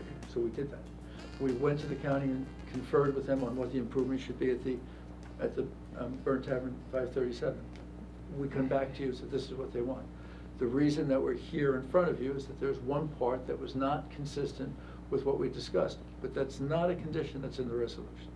Okay, and I'm sure you're right, because you read it, so we trust that evaluation. But it was the board's anticipation that it would remain as is, which is a four-way intersection. Whether, I didn't think right, it wouldn't make sense to condition something that's just already there. But be that as it may, we have a situation where the county has tightened up how that intersection will work. And my final statement is to say, every dollar that's being spent by your applicant on road improvements, every one of them, at the intersection, the road widening, are expenses borne by the applicant that are safety, that increase the safety of those roadways and those intersections. I ask that you accept the county's determination and allow the applicant to proceed with the commitments that they have made. Okay, thank you. Unless there's any other comments, I would entertain a motion, and just for the sake of formality, I'd be happy to make the motion, which will take into account a lot of what we heard. And then, as always, the motion would then need a second. The motion would be made in the affirmative, and the board would then vote as it sees fit. But in the opportunity to make the motion gives me, if you don't mind, the best opportunity, I think, to frame what we should be considering here. So I would propose a motion to approve the application as submitted for the modification of our prior approval with respect to the access from Burnt Tavern to 537, conditioned upon several things. First, conditioned upon the applicant constructing the two improvements at either end of Burnt Tavern Road as have been presented. One, that right in, right out, only island, pork chop, whatever it's called, as well as the squaring off of creating a better four-way intersection up at the northern entrance of 571 and Burnt Tavern Road. And the other improvement that was added to the conversation tonight at Matt's suggestion and the applicant's concurrence was improving or increasing their improvements to Burnt Tavern Road to the north by approximately 300 feet to a width of 22 feet wide, which would then make it more closely aligned with the already agreed upon improvements to Burnt Tavern Road in that direction. And all of those improvements would happen as a precondition of a certificate of occupancy for the structure. In another condition, which can struggle with saying this, is that the planning board will make a recommendation to the township governing body for a reduction in the speed limit on 571 in and around the area of Burnt Tavern Road. The board would leave it to the discretion of the township governing body as to that reduction request that it would make to the county, and as to the length of that speed limit reduction request, meaning how far up and how far down it goes 571. I realize that's not a classic condition on the applicant, but it needs to be memorialized somewhere in this conversation. I'm not aware of any other conditions that relate to this application, so that would be the proposed motion to proceed. Is there a second? I'll make the second. Okay, thank you, Tom. This is an opportunity for any further comment or discussion before we call the roll for a vote. Okay, seeing no conversation or discussion, Danielle, would you please call the roll? Vice Chairman Pato? Yes. Committeeman Steiner? Can I hold my vote? Committeewoman Dabrowski? No. Mr. Beck? Yes. Mr. Coffey? Yes. Mr. Lambros? No. Mr. Pepe? Yes. Mr. Farino? Yes. Chairman Newman? Yes. Committeeman Steiner? No. And would you confirm, Danielle and Matt, were the votes sufficient for this to pass or not?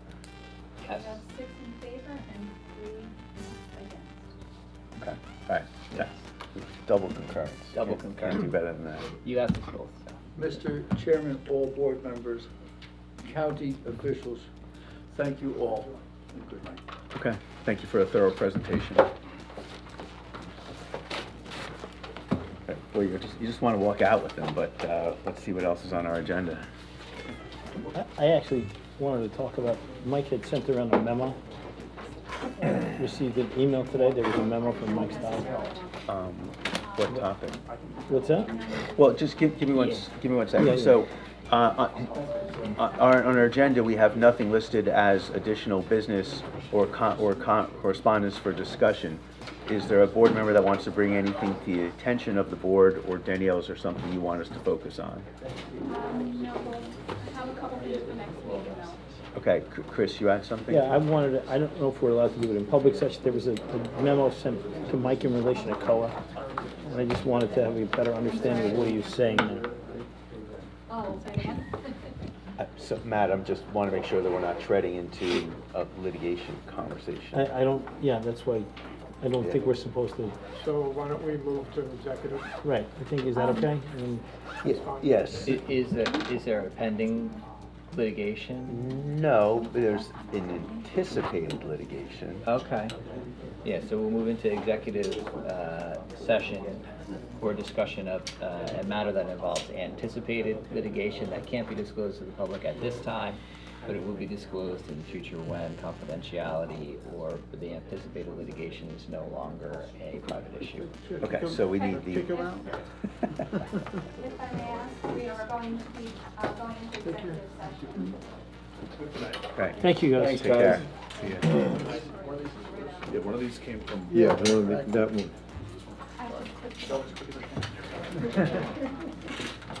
Now you can turn the TV back on.